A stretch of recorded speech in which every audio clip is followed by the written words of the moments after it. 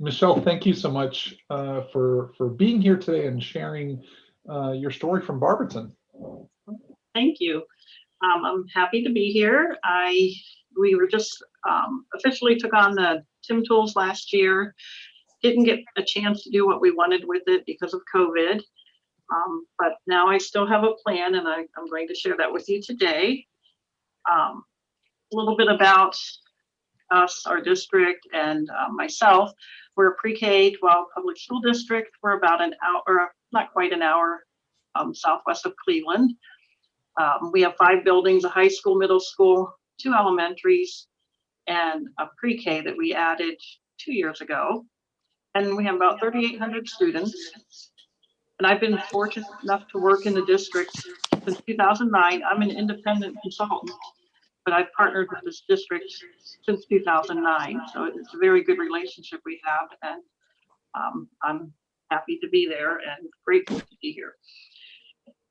So a little bit about our tech journey. In 2014, we had taken on the Google Apps suite, and we had some devices, but we had this vision that by 2018, we'd go completely one-to-one. And we knew that it would take a little while to get there, and we kind of phased it in like a lot of districts do. We had carts in the classrooms in the high school, then we moved those down to the middle school, and the high school kids started taking them home. And then eventually, we were able to get carts in the elementary schools. And right now, the original plan was for just the high school kids to take them home. But of course, with the COVID problem, all of our kids are taking devices home now.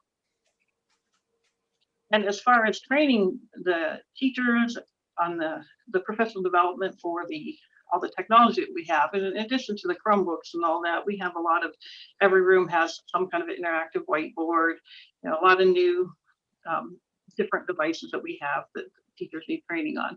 So we did a base Chromebook training for everybody, and then we did, for several years, did after school in-service PD, and that was fairly successful. Then we rolled that into what was called a tech cohort, and I think I did that for about 5 or 6 years, probably throughout the whole time since we rolled out. And that would be groups. One year I had up to 4 groups of 10 teachers, and we'd meet 5 times a year. And it was just a real safe environment to explore the tools. And I was there to help them, kind of be a guide on their side while they discovered what was possible. And those were really popular, but we've kind of gotten almost everybody who wanted to go through them through those. And one of the main things I do right now, and I think a lot of tech coaches are doing this year especially, is a lot of just-in-time support, kind of triage for this. I got really popular last year when we went remote. Many of our teachers are becoming Google certified educators. It's not a requirement, but we do have a stipend plan that if we have funding, they get a pretty nice stipend to go through the level 1 or level 2 certification program. So that's been motivating them quite a bit to start using technology more.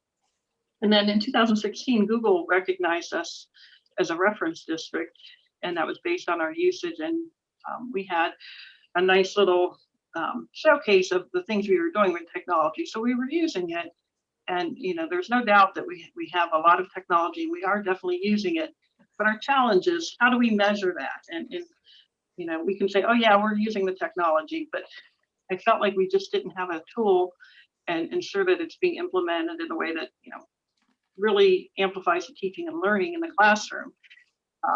You get those people that say, oh, I use technology every day. Well, that's because they're projecting on a whiteboard, and that's not exactly where we want to go. So, and a lot of it is just them not realizing the whole concept of tech integration. They're not seeing it as more than just a tool, or it's a tool, but how it can impact the learning.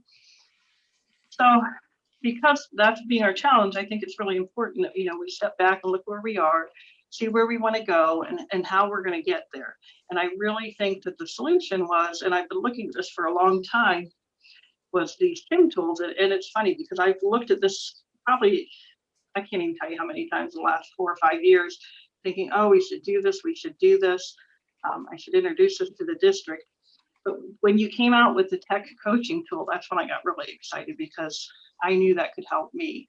So I feel like our solution was, for our challenge, is to use the TIM as a roadmap for tech integration, and then use the tools, some of the different tools like the TUPS and the TIM-C and the TIM-O and the TIM-R for gathering data and keeping on track.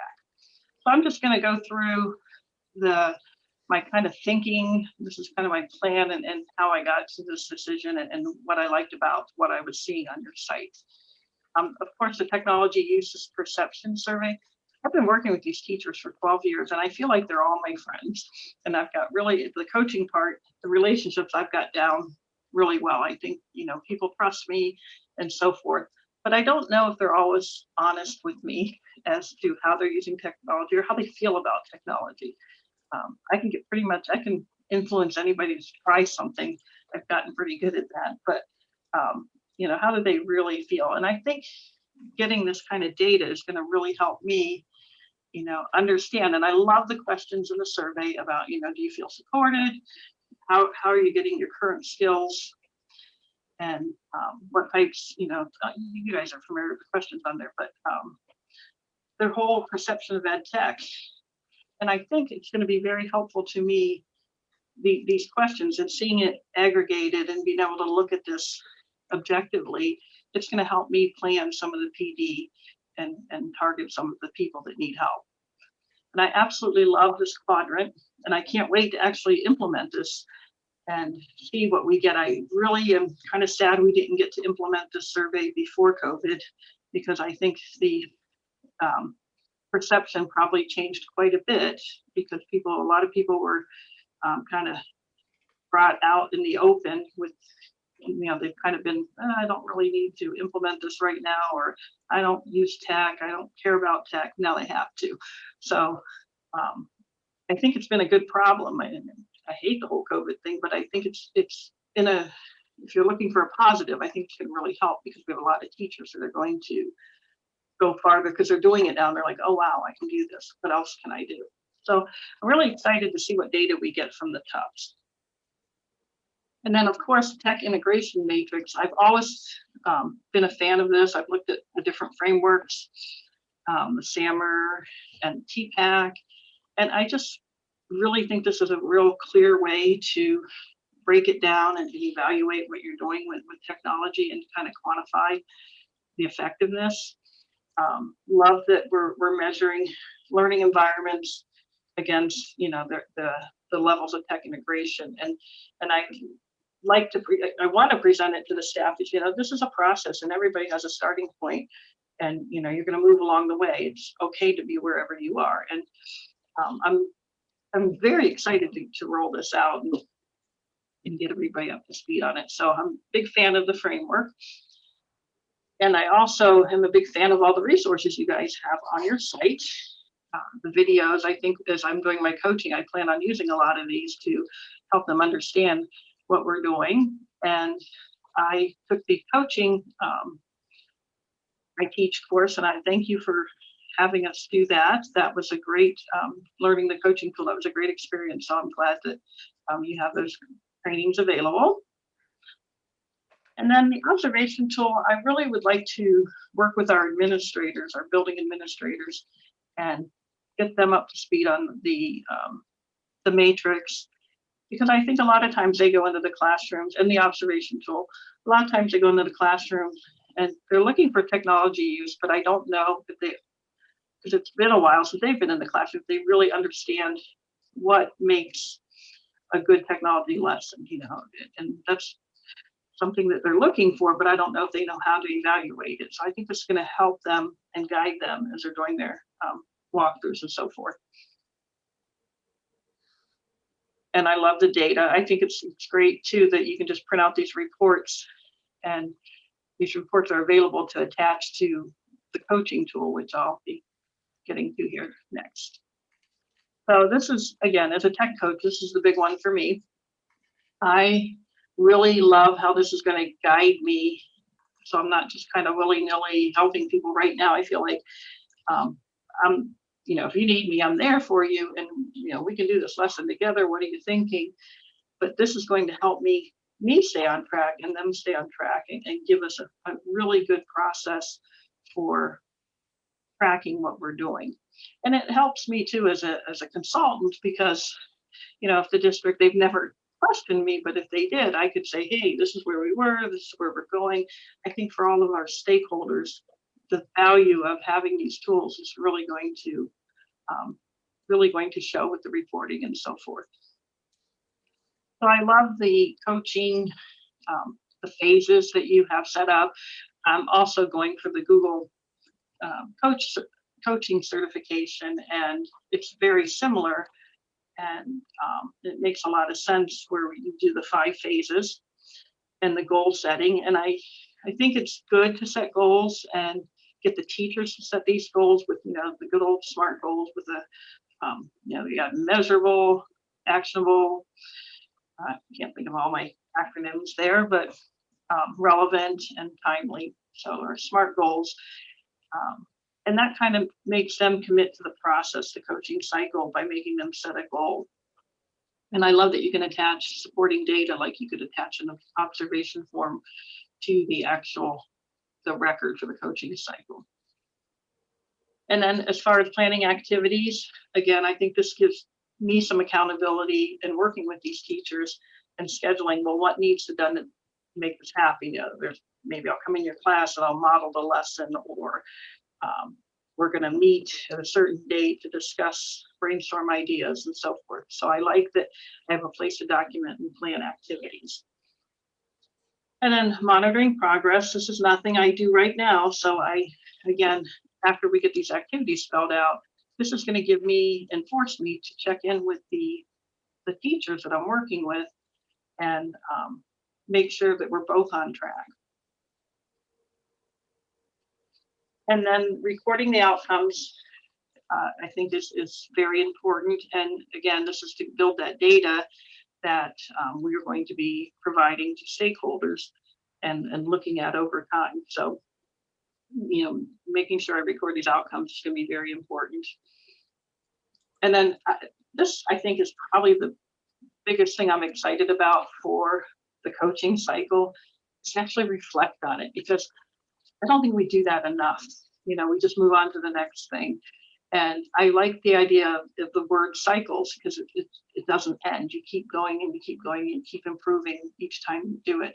So the reflection piece, I think, is going to be great. I think it's really nice how the TIMC there's a reflection piece not only for the teacher, but for the teacher or the client, how that's wording in the software, and the coach. And I also like about the coaching tool is I can coach myself and put my own goals and keep them on track through the TIMC tool. So I just see a lot of use for it and looking forward to using it. And again, I love the reports and I love how the reflections are where you can do the question based. And I think that I was going through some of the practice, and I think that'll help me because I'm not quite an expert on the matrix yet and judging where people are. Or down the road, when I get better at it, I can do reflections using the matrix on its own. And just like I said with the coaching tool, there's also the TIM-R, and I think this will be good to use independent of the coaching tool for teachers to reflect on their lessons, even if they're not in a coaching cycle. So, I want them to know that they can use this anytime they want. It could be part of a coaching cycle, it could be outside of a coaching cycle, but just so they can, I think it'll be helpful for all of us to be kind of in tune to what we're doing with technology. We're not just using it just for tech's sake. So the plan, and I put it in quotation marks because everything changes, but our goal, in talking to our curriculum director, this is kind of what we're thinking. By the end of the school year, we'll administer the first TUPS survey. So we'll just kind of get that out of the way and collect all the data. And then in June, we have a couple weeks before our administrators leave. And I'd like to do a couple training sessions for them so they understand what the matrix is and understand the TIM-O tool. So when they come back in the fall, they know that those things are available. And then every year we have opening PD on PD day. And I'm planning, I'm not sure if this will happen, but what I'd ideally like to do is introduce this on our opening day to the entire teaching staff what the matrix is and show them where they can learn more and so forth. And then throughout the entire school year, I would like to use specifically the Tim O, Tim R, and Tim C tools to keep those coaching cycles and observations and reflections happening all throughout the school year. And then, of course, administer the survey again at the end of the year. I'm really excited I'm always thinking ahead. It's like I can't wait to see what the outcomes are going to be after we've done this for a year. So I'm very, very, very excited about these tools. I wish I could tell you more about them having used them, but just know that I'm a beginner, and I do think we have a good plan in place. I think it's a great tool, and I'm glad we have it, and maybe next year I can report how well it went. So if you don't have any questions, or if do you have any questions, that's all I have for the presentation.